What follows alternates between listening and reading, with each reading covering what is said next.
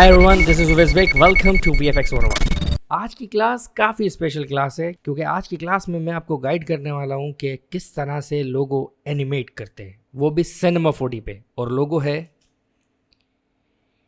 Avenger end game. जी हाँ, तो चले स्टार्ट करते हैं। ओके जी, मैंने क्या किया कि सिंपल मैंने क्रिएट कर लिया एवेंजर का ए अल्फ़ाबेट। अच्छा, इसके पीछे सर्किल भी है, वो मैं बाद में आपको बता दूंगा किस तरह से एनिमेट होता है।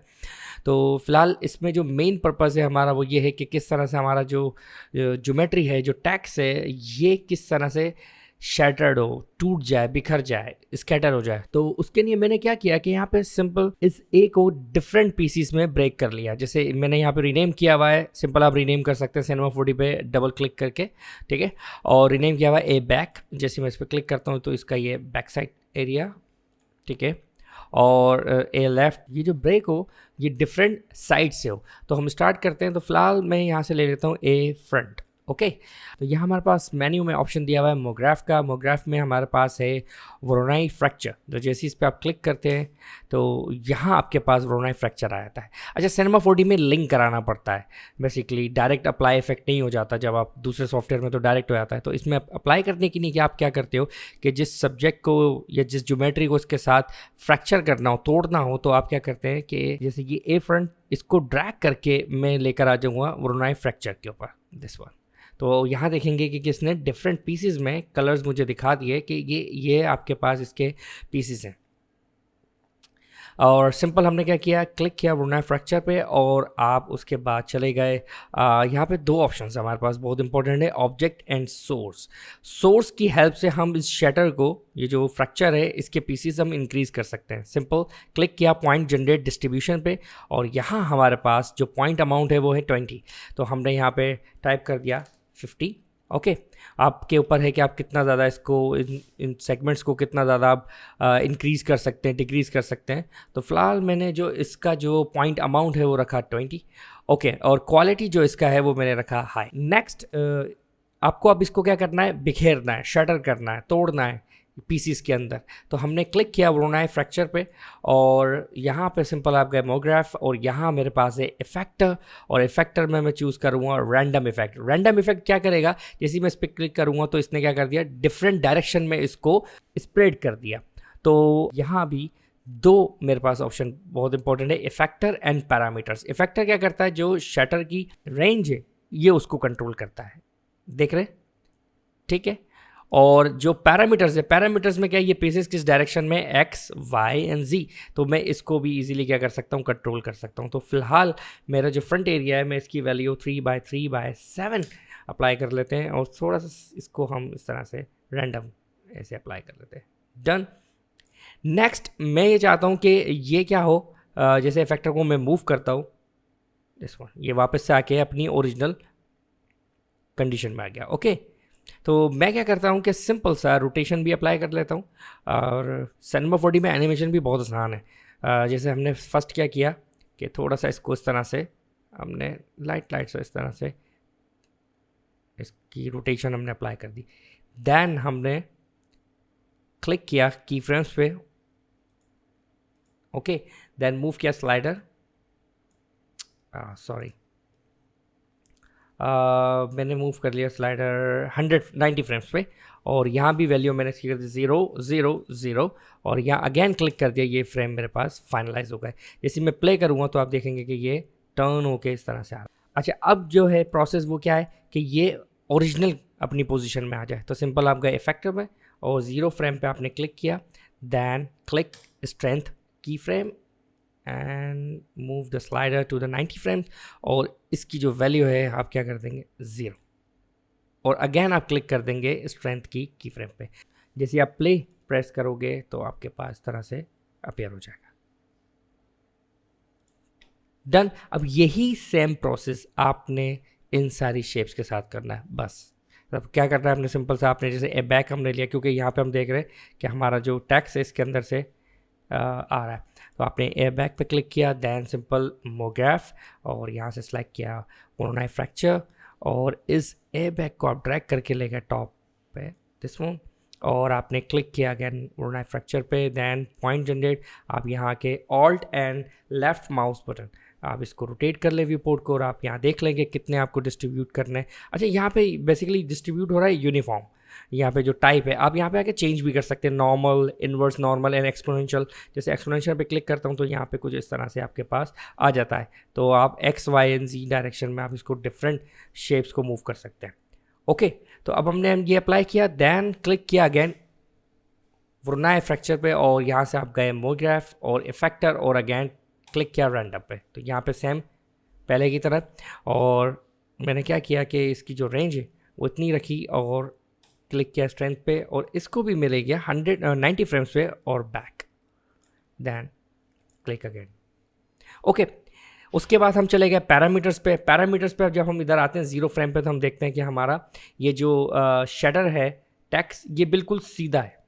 अच्छा देखिए, ये जो है ना आपके पास काफ़ी बुरा लग रहा है इस तरह से आता है वो, तो हम इसको और मज़ीद शेडर कर लेते हैं। हम गए अगेन वरुणाई फ्रैक्चर पे, और यहाँ आने के बाद ये इसके एक काम करते हैं, इसकी टाइप चेंज कर लेते हैं, यूनिफॉर्म ही कर लेते हैं इसमें, और इसके हम फ्रेम रेट बढ़ा लेते हैं, इसके पॉइंट्स जो हैं 15।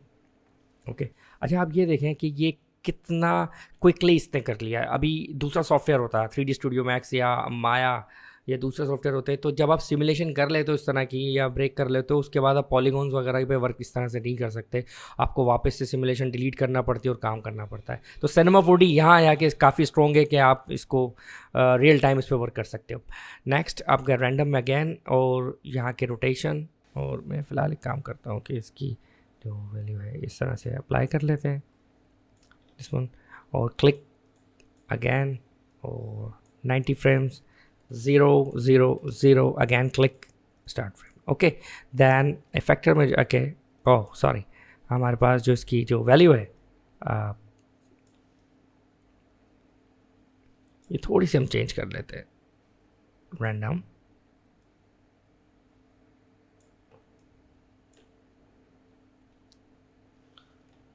ओके, इसको आप करें जी डायमेंशन में इसको कम, थोड़ा सा, अब इसको और इसको भी आप कम करना है थोड़ा सा, आप इसको। ओके, अब जैसे आप इसको प्ले करते हैं तो ये एक शैडर होगा इस तरह से बन जाता है। जब हम इस पर कैमरा अप्लाई करेंगे तो ये चीज़ हमारी और इस तरह से परफेक्ट हो जाएगी। ओके जी, अब मैंने क्या किया कि सेम प्रोसेस सब पे अप्लाई किया लेकिन डिफरेंट वैल्यू के साथ। ओके, प्ले करते, डन है, ठीक है। अच्छा, अब प्रोसेस स्टार्ट हो रहा है टेक्सचर का। हम इसको थोड़ा सा रस्टी सा टेक्सचर दे देते हैं, जैसे कि आपके पास ग्राउंड सरफेस होती है तो वो हम इस पर अप्लाई कर लेते हैं। उसके लिए आपको सबसे पहले क्या करना पड़ेगा कि वरुणाई फ्रैक्चर पे जब आप ऑप्शन पे जाएंगे तो यहाँ पे आपके पास ऑब्जेक्ट में यहाँ पे अनचेक करना पड़ेगा कलराइज फ्रेगमेंट्स को, तभी आप इसको टेक्सचर दे सकते हो, अदरवाइज़ पे ये अप्लाई नहीं होगा। तो जितने भी आपके पास वरुणाई फ्रैक्चर अप्लाई हुए हैं सबको अनचेक करें। मटेरियल अप्लाई करने का प्रोसेस भी सिनेमा 4D में बहुत आसान है, सिंपल। ये जो आपके पास स्लॉट है आपके पास बॉटम पे, यहाँ पे आपने डबल क्लिक किया तो यहाँ देखिए मैट मटेरियल आपके पास एक शेडर बन गया। यहाँ पे आप डबल क्लिक करें, सिंपल से आपके पास मटेरियल एडिटर विंडो अपीयर हो गई। यहाँ के जो कलर है उस पर हम टेक्सचर अप्लाई कर लेते हैं। इसमें मेरे पास टेक्सचर डाउनलोड है, ठीक है। अगर आप रस्टी टेक्सचर लिखते हैं, रस्टी ग्राउंड टेक्सचर लिखते हैं तो गूगल पे आपको मिल जाएंगे, और इसका लिंक नीचे डिस्क्रिप्शन पे से दिया हुआ है मैंने।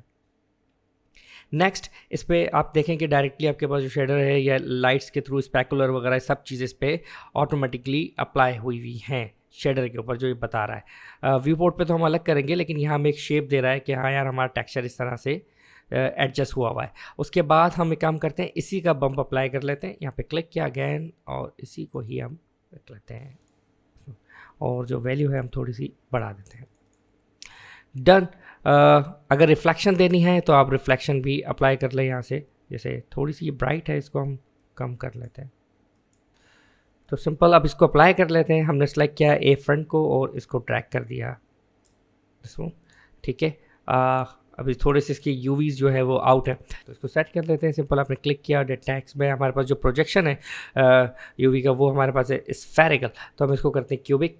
और देखें थोड़े से शेड्स अपीयर हो गए, और यहाँ पे जो लेंथ है यूवी की वो हमारे पास 100 है। फिलहाल मैं कर देता हूँ 2x2, तो आप देखेंगे कि ये टाइलिंग आपके पास सेट हो गई है इसकी। फ़िलहाल मैं इसको कर लेता हूँ 15x15, तो ये कुछ इस तरह से शेड आपके पास आ जाता है। डन है। अब यही सेम प्रोसेस मुझे सब पे अप्लाई करना है। चलिए जी, अब स्टार्ट करते हैं कैमरा एनिमेशन प्रोसेस। बहुत आसान है, सिंपल। आपने क्या किया, क्लिक किया कैमरा पे, देन कंफर्म कर लिया कैमरा, यूज़ कैमरा और कैमरा, डन। उसके बाद आप यहाँ पे टूल देख रहे हैं ऐसा व्यू पोर्ट के राइट कॉर्नर टॉप पे, तो यहाँ पे आपके पास फर्स्ट जो टूल है वो है panning, second tool is dolly जो जूम इन जूम आउट के लिए यूज़ होता है, नेक्स्ट है ऑर्बिट रोटेशन के लिए यूज़ होता है।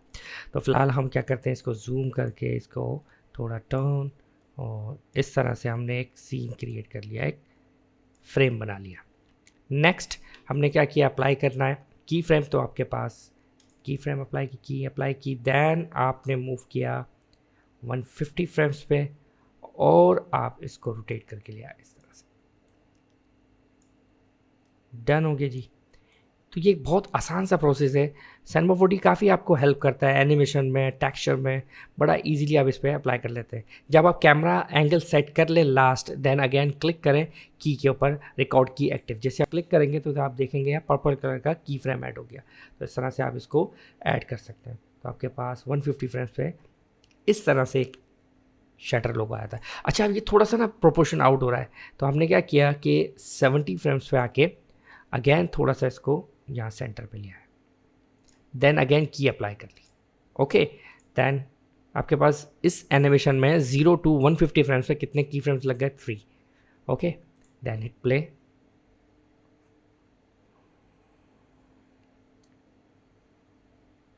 अब मैंने क्या किया है कि सिंपल सा मैंने अपने जो प्रोडक्ट है उसका मैंने नेम यहाँ पे सेम प्रोसेस अप्लाई किया, और उसको भी शटर कर लिया, और इस तरह से अप्लाई हो जाता है। ओके, अब जो प्रोसेस स्टार्ट होने जाएगा वो है हमारे पास लाइटिंग, और फिर हम उसके बाद इसको करेंगे रेंडर। तो लाइटिंग भी काफ़ी आसान है, हमने सिंपल करना ये, आपके पास यहाँ पे Cinema 4D में लाइट है, आपने क्लिक किया लाइट, यानी कि ओमनी लाइट, ठीक है ना, आपके पास स्पॉट लाइट और डिफरेंट है। फ़िलहाल हम यहाँ से नॉर्मल लाइट ले लेते हैं, और जैसे आप क्लिक करते हो तो यहाँ आपके पास 3 आपके पास रेंडर ऑप्शंस है। फर्स्ट आपके पास जो करंट सीन है उसको आप रेंडर कर सकते हैं, डन। नेक्स्ट बैच रेंडरिंग के लिए आप कंटिन्यू उसको रेंडर करना चाहें डिफरेंट फॉर्मेट्स में सीक्वेंस वाइज, और नेक्स्ट है आपके पास रेंडर सेटिंग। ओके, फर्स्ट हम क्या करते हैं, थोड़ी सी लाइटिंग सेट कर लेते हैं इसकी।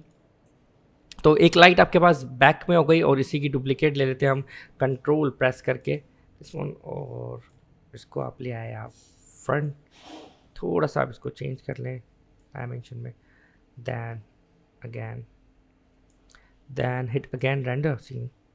तो इसकी जो इंटेंसिटी है उस लाइट की वो काफ़ी हाई है, तो फ़िलहाल हम क्या करते हैं कि इसकी जो लाइट की प्रॉपर्टी है आप जाएं इसमें जनरल में, और यहाँ जो इंटेंसिटी वो 100 है, फ़िलहाल हम इसको थोड़ा सा कम कर लेते हैं, डन।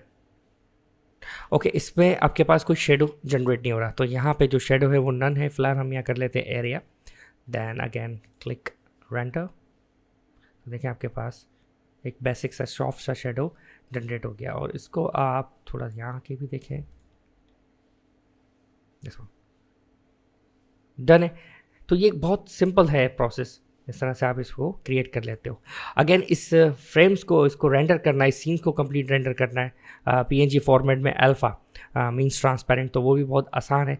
सिंपल सा हमने नोट कर लिया 0 to 250 आपके पास क्या टोटल फ्रेम्स हैं, तो आप गए रेंडर सेटिंग, और यहाँ आके मैंने अमूमन आपके पास हो सकता है स्टैंडर्ड हो, मैंने फ़िलहाल यहाँ पे फिजिकल लिया हुआ। देन आप जाएंगे आउटपुट, और आउटपुट में आपके पास जो विड्थ है वो हो सकता है चेंज हो, मैंने प्रीसेट ले लिया HDTV 1080p 25 फ्रेम पर सेकेंड।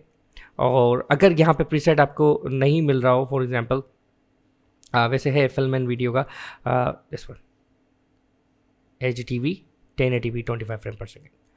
नेक्स्ट आपके पास जो प्रोजेक्ट फाइल है वो किस फॉर्मेट में सेव हो रही है आपके पास, यहाँ मैं सेव कर रहा हूँ डी, और सिंपल आप यहाँ पे सेलेक्ट कर सकते हैं और यहाँ टाइप कर देते हैं 1।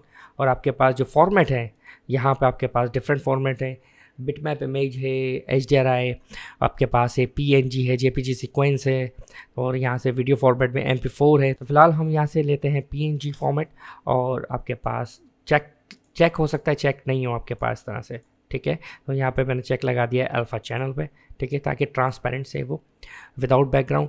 देन अब यही प्रोसेस आपको कंटिन्यू रखना है, तो सिंपल आप क्लिक कर दें रेंडर टू पिक्चर व्यू, तो ये फ्रेम बाय फ्रेम रेंडर होना शुरू हो जाएगा। अभी आपके पास ये फर्स्ट फ्रेम हुआ है दिस वन, ओके। और देख लेते हैं इसको सिंपल हम, तो आपके पास यहाँ फ्रेम रेंडर होते जा रहे हैं।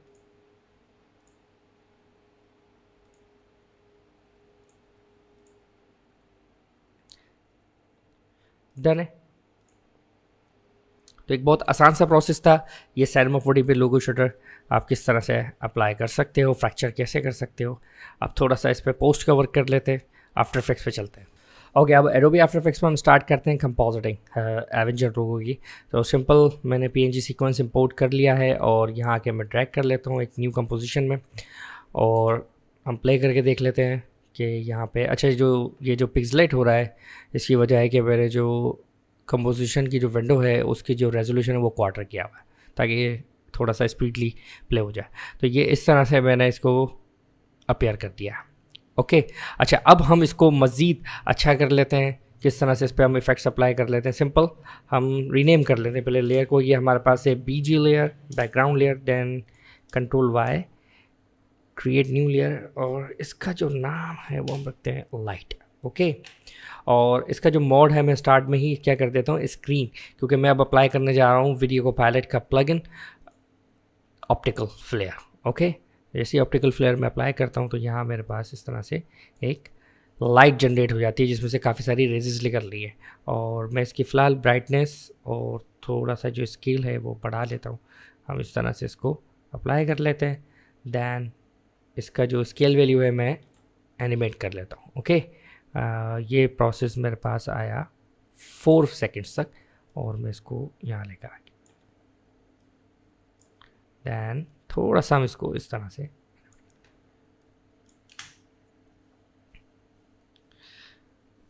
चले जी। तो ये एक प्रोसेस इस तरह से अप्लाई हो गया, ओके। अब हम क्या करते हैं कि सिंपल से एक न्यू लेयर जनरेट कर लेते हैं ब्लैक, और हम कहते हैं इसको शेड का नेम, और इसको हम थोड़ा सा रफली जो मास्क है वो हम अप्लाई कर लेते हैं।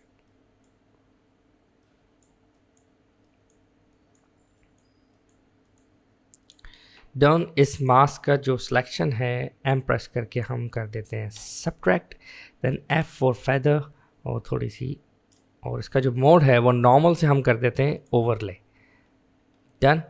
और आप देखोगे थोड़ा सा डार्क आपके पास एक लुक आ जाता है, इसको भी आप इस तरह से अप्लाई कर लें। तो ये बहुत एक आसान सा प्रोसेस है, इस पर आप अप्लाई कर लेते हैं। थोड़ा सा इनर शेड भी आपको अगर देना है, अगेन इसी लेयर पे आप जो है ऐसे शेड अप्लाई कर लें। तो आप यहाँ देखेंगे कि थोड़ी सी एजेस नुमाया हो रही है, तो F प्रेस किया फेदर, क्योंकि एजेस को आप क्या कर लेंगे इस तरह से फेदर वैल्यू दे देंगे, तो यहाँ आपके पास इस तरह से अपेयर हो जाएगा, डन। यही सेम प्रोसेस थोड़ा सा हम इस जगह पे कर देते हैं, then again F and feather, और हम कहते हैं 4 4 5, थोड़ा सा वैल्यू कम कर लेते हैं, तो इसका वैल्यू कुछ ज़्यादा ही डार्क है, चलें, डन। इस तरह से आप इसको अप्लाई कर लेते हैं। अच्छा, हमारे पास ये थोड़ा सा जो एजेस हैं ये काफ़ी डार्क है, हम क्या करते हैं इसको स्केल कर लेते हैं, S फॉर स्केल, इसको एनिमेट करके हम थोड़ा सा इस तरह से लेते हैं, डन। और यहाँ आते आते Ctrl+Alt+F यानी कि फिट विंडो, और ये इस तरह से अपेयर हो गया। तो आप इस तरह से बना लेते हो, एनिमेशन वगैरह आसानी से क्रिएट हो जाती है। आफ्टर इफेक्ट्स काफ़ी हेल्प करता है आपको पोस्ट के वर्क में, इससे बेहतर कोई टूल नहीं है कंपोजिटिंग के लिए। मतलब ये मेरा एक एक्सपीरियंस है वर्किंग के दौरान, जो मैंने इस पर वर्क किया है जितना भी अभी तक। ओके, अब इसको मज़ीद अच्छा करने के लिए आप क्या करते हैं, यहाँ पे हम अप्लाई कर लेते हैं एडजस्टमेंट लेयर जो कलर सिलेक्शन की। तो मैं अप्लाई किया हुआ है और ये प्रोजेक्ट फाइल भी मैं आपसे शेयर कर रहा हूँ। तो यहाँ लुक्स हमारे पास है, रेडजेन का हमारे पास प्लगइन है, इसके थ्रू आप इसको अप्लाई कर सकते हो डिफरेंट। तो फिलहाल मैं इसको कंट्रोल सी और यहाँ के मैं पेस्ट कर देता हूँ, कंट्रोल वी।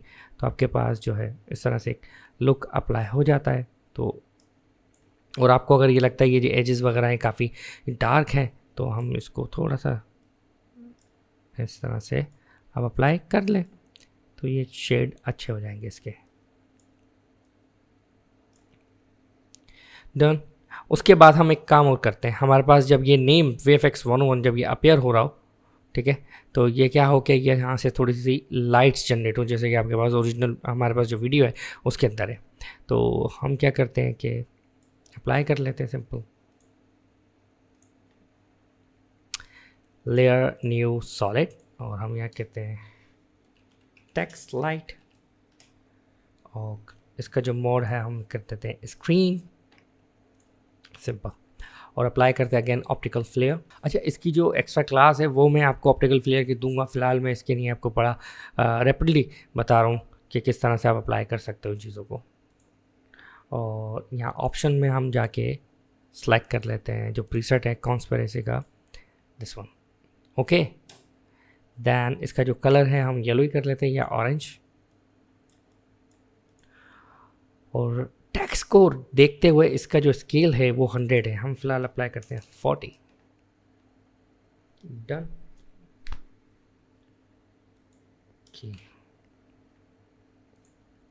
थोड़ी सी एनिमेशन क्रिएट कर लेते हैं, और जो नेम है वो यहाँ से बनना स्टार्ट हो। चले, ओके, पोजीशन आपने क्लिक अप्लाई किया, देन सिंपल आपने क्या किया, यहाँ से आके 6 सेकंड्स तक में इसको मैं यहाँ ले गया। तो अप्लाई करें, ओके, अप्लाई करते हैं सिंपल सा इसमें। तो ये इस तरह से एक लेंस जब आप ऐड करते हो, आप देखते हो कि लेंस फ्लेयर हर मूवी में तकरीबन यूज़ होते हैं, साईफाई मूवीज़ में बहुत ज़्यादा यूज़ होते हैं आपके पास, तो वो काफ़ी एक अच्छा एक लुक क्रिएट कर देते हैं। अच्छा, यहाँ पे क्या हो रहा है कि आपके पास यही जो सेम प्रोसेस है, मैं इधर बॉटम पे अप्लाई कर लेता हूँ इसके, लेकिन ये डायरेक्ट अपीयर हो गया। अगर आप देखें तो आपने क्या करना है, इसको डिज़ोल्व से अपेयर कराना है, सिंपल टी प्रेस किया, ट्रांसपेरेंसी के लिए इसकी वैल्यू हम रख ली 0, और इसके जो फ्रेम्स हैं इसको कर लेते हैं 100, 10 फ्रेम के अंदर, और प्ले करें तो आपके पास इस तरह से, तो अब वो एकदम जो जर्क आ रहा था आपके पास या एकदम अपेयर हो रहा था, वो आपके पास प्रोसेस ख़त्म हो गया इसके अंदर। चलें,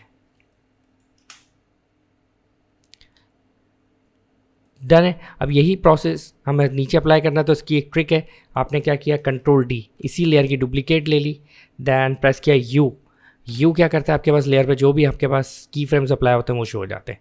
दैन आपने अप्लाई किया, यहाँ से आके फर्स्ट फ्रेम पे सेलेक्ट किया और ऑप्टिकल फ्लेयर पे क्लिक किया, और हमारे पास ये जो पॉइंट है इसका पोजीशन पॉइंट, ये मैं चाहता हूँ कि ये इस जगह पे हो। डन। देन लास्ट पॉइंट मेरा हो, यानी कि इसी को हमने क्या कर लिया, फ्लिप कर लिया। अब अप्लाई करते हैं,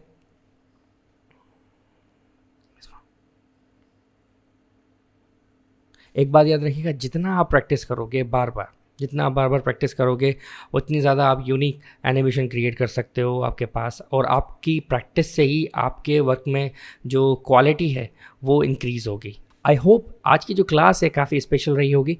थैंक यू।